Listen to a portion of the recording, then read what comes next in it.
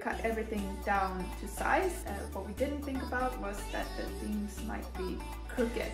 This led to the doors not fitting properly. At this point we had already given back our borrowed tools, so we had to use this bad boy.